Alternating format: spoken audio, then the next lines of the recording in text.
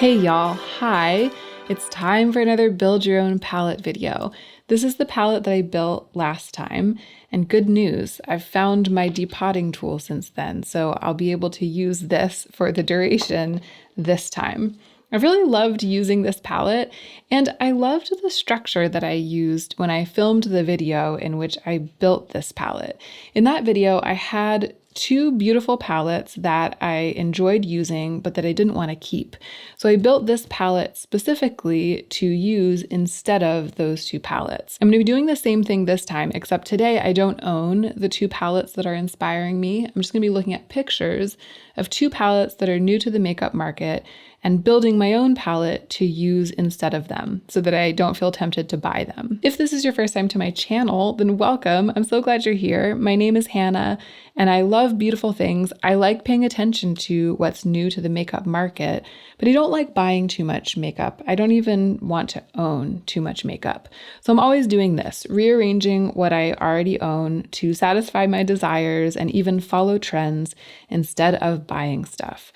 And if that sounds good to you, I hope you will subscribe. Now let's go ahead and get into the meat of this video.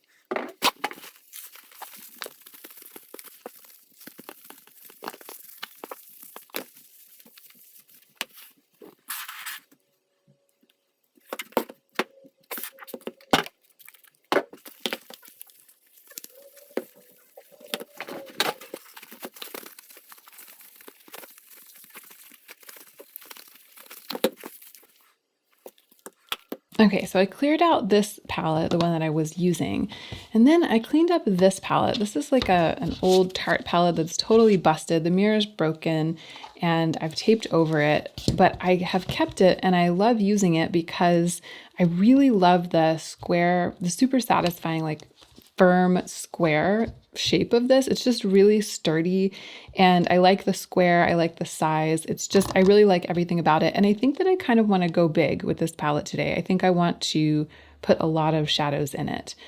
So I think I'm going to be building, I'm going to challenge myself to like fill this and use like a big, vibrant, multi-dimensional palette for the next couple of weeks. The two palettes that I'm looking at, I've pulled up the pictures of them on the screen, which is right here off camera.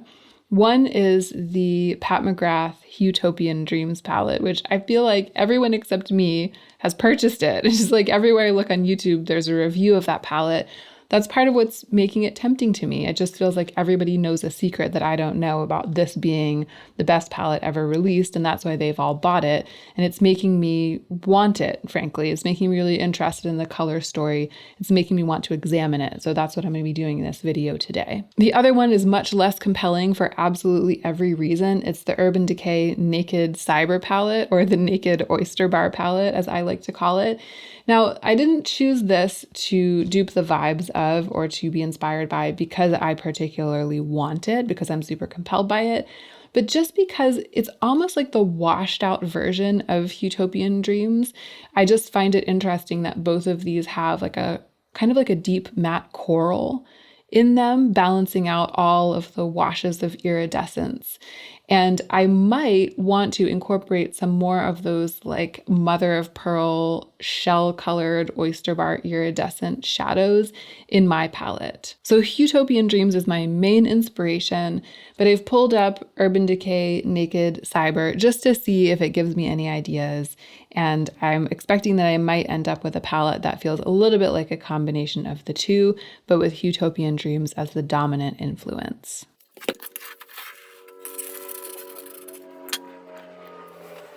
I'm going to leave these here on the side because I actually feel like a lot of them might have a place in the palette that I'm building. It's almost like the small palette that I built last time is the starter kit for the larger palette that I'm going to build this time. But what we need to get right into doing is going through all of my singles and palettes with removable pans and pulling as many shades as we can, because if I'm hoping to fill this, I'm going to need a lot of eyeshadows that fit the theme.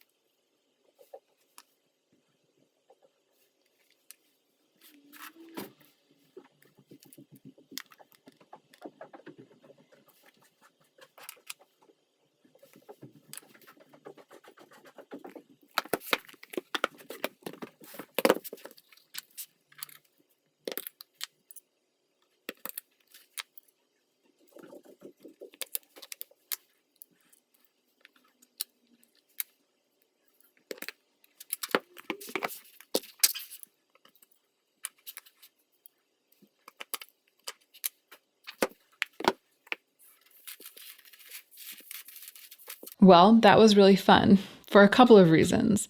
One is the color story. It's so beautiful, and it's also so, I feel, so accurate to what I'm trying to do. I'll put the pictures up on the screen again of the two palettes, and I just really feel like this is giving me very, very strong Utopian Dreams vibes with a side of Naked Urban Decay Oyster Bar. I mean, it couldn't be more the thing that I'm trying to do. What's fun about it is that looking at the shadows here is giving me a renewed appreciation for the color story of Utopian Dreams. I really love the way that this looks, and because I'm seeing them in person and I'm seeing all of these different textures and variations on the theme, it's making me feel really excited. It's making me feel more excited about that palette and the trends that it is either manifesting or starting or predicting than I was feeling before I sat down to film this. So that's great because I love anything that makes me feel more excited to use my beautiful makeup. The other thing that was really fun about this has to do with the idea of variations on the theme. So I found when I went searching that I have a version, like different versions of each of the key colors in the color story that I'm trying to make. For example, the coral. So I'm looking at that beautiful bright matte coral in Utopian Dreams, and that slightly deeper, more rusty matte in Naked Urban Decay Oyster Bar. And I have so many shades that could serve those purposes, I didn't even pull them all. So it's mainly these three, right? These are like three variations on the theme, especially these two. And this is the one that's like the most like the one in Utopian Dreams. But I like the fact that I have two others, one that's a little lighter and peachier, one that's a little more orange, and then I have these deeper versions. I have room in my palette, and I have the resources here in my eyeshadow collection to give myself much more variety when it comes to that part of the color story. And I like having that variety. It means that when I do looks with this palette, it'll be as if I'm doing a look with Utopian Dreams, but it's like if I had a Utopian Dreams that was super dynamic, and if I wanted this shade, I could like push a button and it would give me 5 options for different versions of that shade, and then I could select from those 5 options. It's like a really exciting, expandable version of the palettes that I'm inspired by. I found myself digging out a whole bunch of old favorites, which was really fun, these JD Glow shades. I feel like all of them make sense with this color story. And these are some of my all-time favorite eyeshadows. I'm excited to use them a bunch in the coming days. I've loved them so hard, and then I just haven't used them in kind of a long time. But they all make sense to include here. It almost is like this entire palette is going to be an extension of these favorite shades from JD Glow. So that was really fun. I also found myself leaning into the purples more than I expected. I have all of these purple and purple leaning and purple undertone and purple shifting shades. They're all kind of like the violet orchid end of the spectrum of purple. And in Naked Oyster Bar and Utopian Dreams, there aren't really that many purples. There's like this one shade shifting blue, purple, violet in Utopian Dreams. And then there's a little bit of a lavender overall vibe in Oyster Bar, but neither one of them is like a purple palette at all.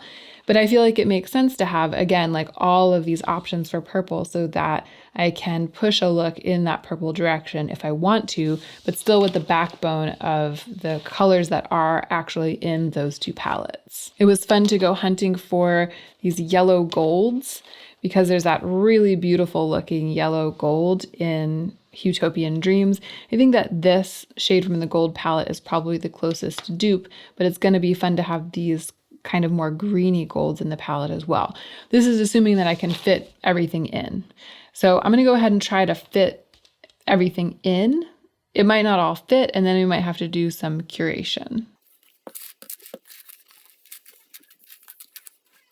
Yeah, I feel like it's definitely not all going to fit. So what I'm going to do is go through the kind of groups, like the categories, and pick the ones that I feel like are the most true to the inspiration and start with them. And then I'll go through and do like the second round, the second string, and include more. So starting with that really bright gold in Utopian Dreams, this one is definitely, I mean, it looks like a spot on dupe. And for the amazing like violet shifting iridescent shade in Utopian Dreams, I feel like I have two options. One is ACD5 from Adept, and the other is Grisaille from Cliona.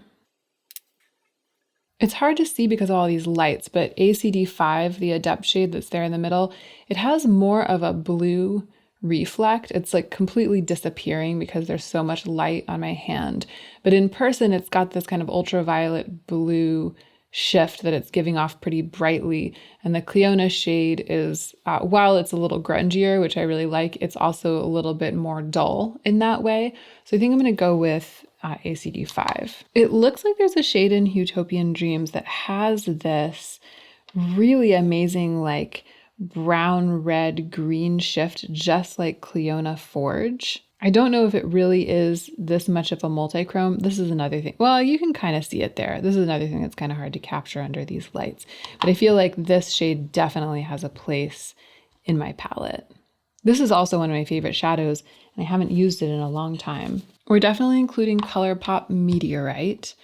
I feel like this, there's a matte in Utopian Dreams that's got a little more rose in it. I don't know if I actually pulled anything like that. It's basically pink, and yeah, I don't have any pink mattes here.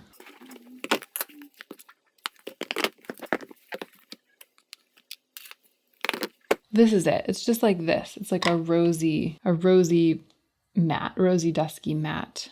For the dark brown, I'm going to include this one from the gold palette, and I'm also going to throw in this because it is sort of a reddish brown, and this red mixed with this one could be more like the rust in Oyster Bar.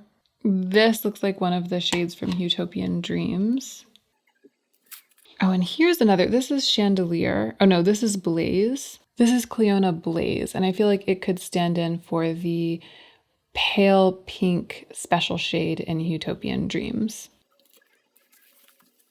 There's also this bronzy looking, sort of like rosy looking bronze in Utopian Dreams. It looks a little more bronze than this, but I'm still going to include this. This is one of my favorite shades from the Lila palette.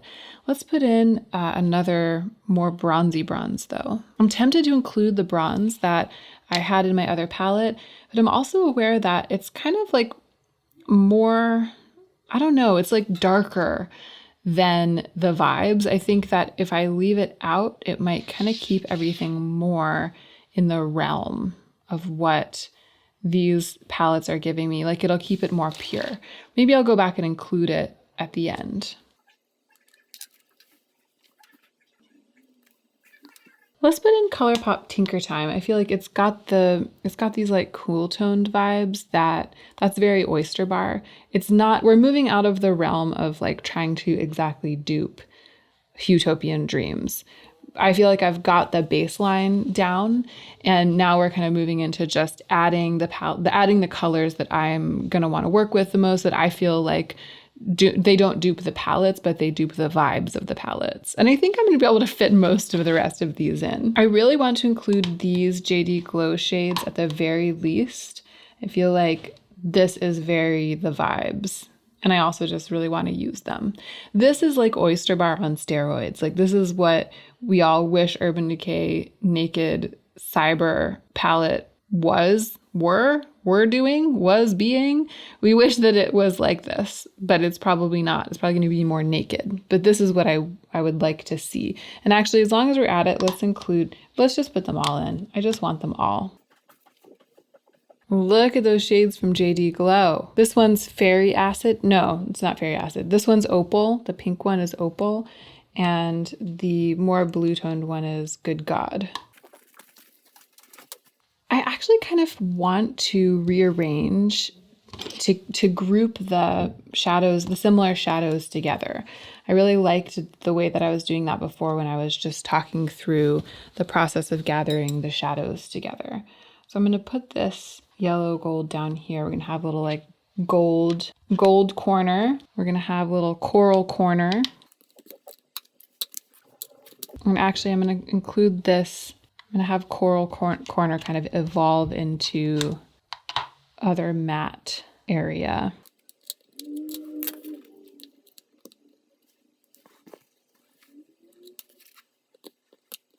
And down here, we're having Pale Pink Moment. We're having Iridescent Moment.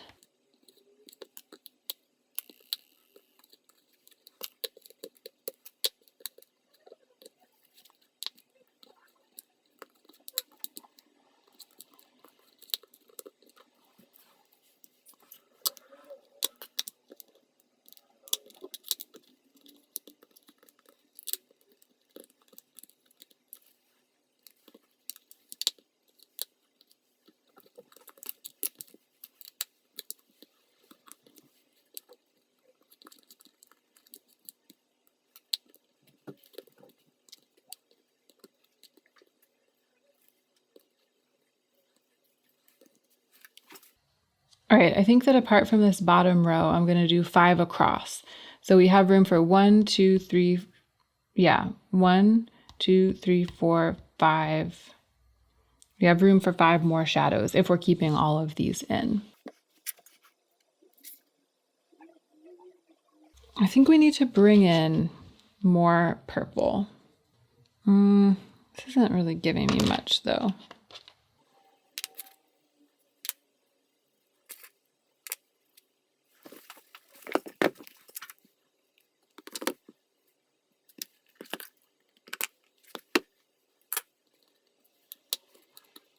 This is a bluer purple than anything that we see in either of my 2 inspiration palettes, but when it's swatched, it does have a little bit of iridescence. It's a little more sheer than it looks in the pan. It's got a little bit of a purple reflect, or almost like an orchid reflect. And I almost never use that shadow, this one right here. So I think that it's kind of like a fun surprise inclusion in this palette, because swatching all of these guys, I didn't really get the satisfaction I was looking for. But maybe I'll also include this purple one. Yeah, this is a shade that I really love to use. It's also from Lila. Love it. I love that shadow. Okay, it's time for me to be practical. I need to look at this palette and imagine myself using it. And then I need to use these last 3 spots for the shadows that I'm going to wish that I'd included, the things that I'm going to be like wanting to reach for, wanting to go outside of this palette to find. So I imagine myself opening this palette and putting like that shade or that shade all over the lid, or one of these, any one of these like iridescent, exciting shades all over the lid as a base, and then maybe blending out with some of the corals. I know that I'm going to want to deepen up the outer corner of the look a lot of times, make it smokier, more contrasty. For that, I can use the dark brown. I do think I might end up using this shade for that sometimes. And there's a question, do I want to switch it out for this shade, which is more neutral? No, I'm going to leave this kind of burgundy shade in there just to see what happens. Am I though? No. I'm replacing it. This is being practical. I just know that I'll be happier with looks that lean on this than I will be with looks that lean on this right now.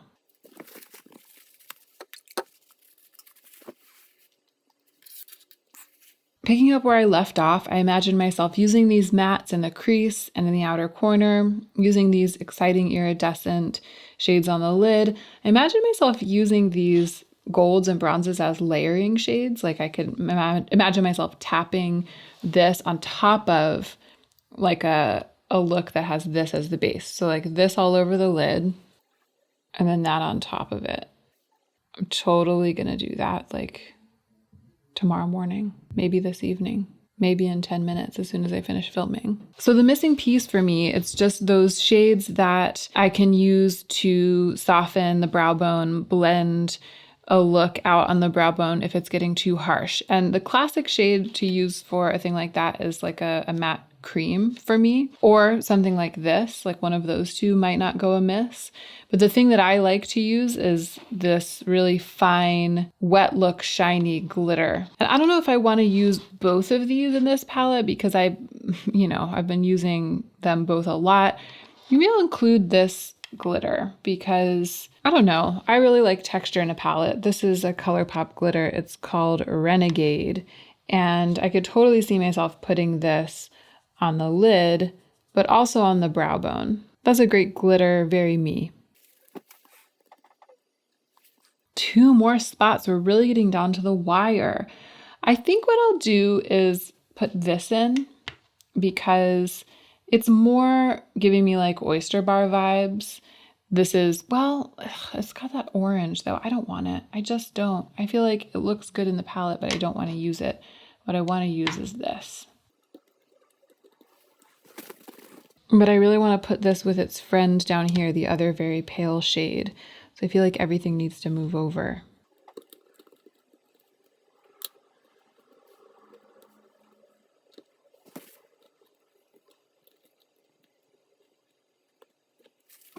Okay, liking it, really liking it. What else should we include? I think I'm going to be sad if I don't include one of these. I just depend on this kind of thing so much. I think I will feel the absence of it if I don't include one. I feel like if I use Sparks, which is this kind of a gold shifting white one, that'll be more of like an oyster bar situation.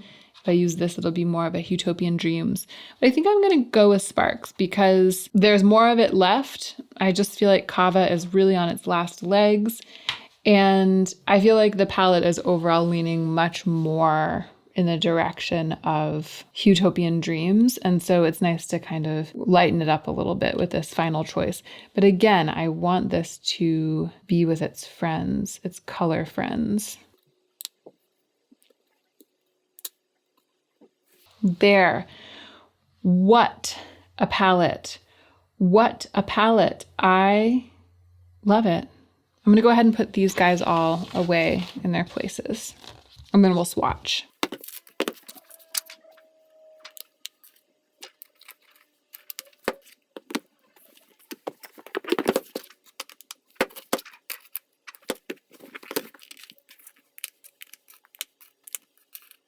Oh, this. Do I want to find a way to include this?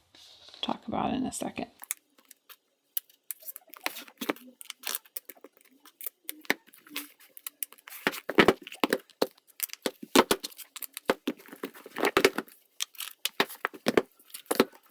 I feel like there's a shade kind of like this in the Urban Decay palette. I feel like the Urban Decay palette has the presence of this kind of blue. And the question is, do I want to involve that in my palette? I don't think I do. I think I've already done the most by putting this purple in. I mean, if anything, if I switched that purple out for this blue-green, blue-brown topper, I think this would actually look the most like the love child of Utopian Dreams and Oyster Bar. I have really like this purple is the choice that I've made that's taken me the furthest off the rails from the brief. But I think that that's what I want to stick with. And I feel like if I add this, if I replace something else with this, it'll make it like very rainbow. So I'm going to keep the blue presence out of the palette.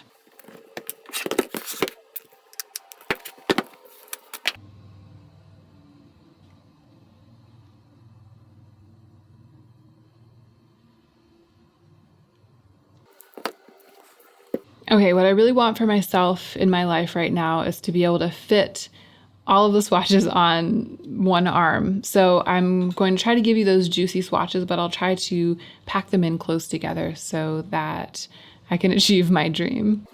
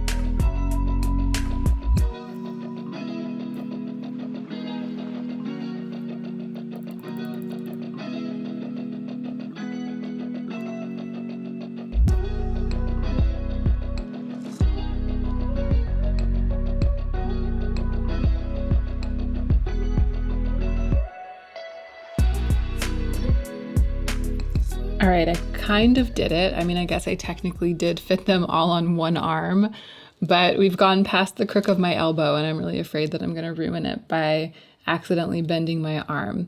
What a shot though. I mean, I just can't handle this moment right here. Like I just cannot.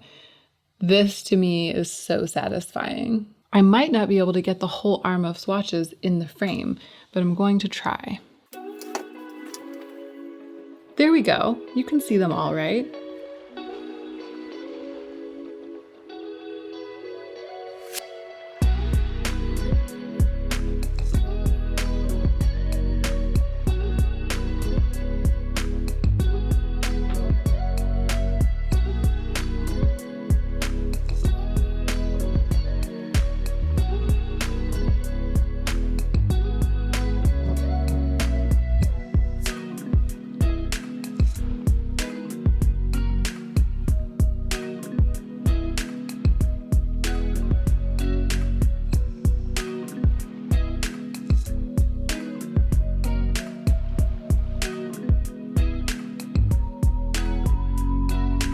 All right, we're done here. I feel like this was another rip-roaring success.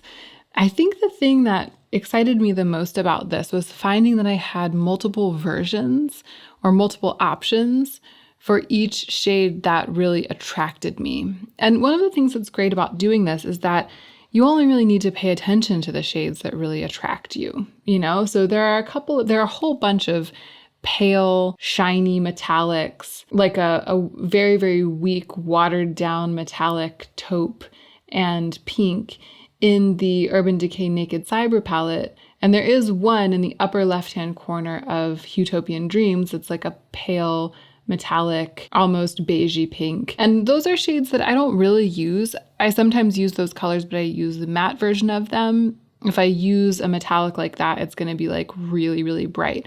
So I just didn't worry about those shades in either palette. I didn't worry about getting versions of them or dupes for them because I just know that I'm not going to use them. But the shades that really do attract me, the shades that are the reason that I'm interested in these palettes, like that matte coral, the really shiny iridescent color shifting shades, that rusty color in the Cyber palette, those are the ones that I really went hard on. And I went hard in some cases to the tune of like 3 or 4 versions of that. And having multiple versions of the shadows that I love in a palette, it turns out something that's really exciting to me. Like the thing I'm kind of the most excited about right now is these 3 versions of gold that I have to choose between. And Utopian Dreams, as beautiful as it is, and as amazing as I'm sure it is, like I'm sure it's a really lovely palette to have and use, as lovely as it is, it wouldn't have given me that. It would have just given me the one. So that's what I'm reflecting on as I close this video. I'm really excited to start using this palette. I just feel like the looks are gonna be really textured, but also colorful, rich and dynamic, much more colorful than they would be if I was using the Cyber palette, and maybe even more colorful, most of them, than they would be if I was using Utopian Dreams. So stay tuned. You'll be seeing this palette on my eyes in all of my videos over the next couple of weeks. I really hope that you enjoyed watching this. Thank you so much for being here. And don't forget to take extra good care of yourself today, because that's what'll make you the most effective version of yourself as you do your work in the world.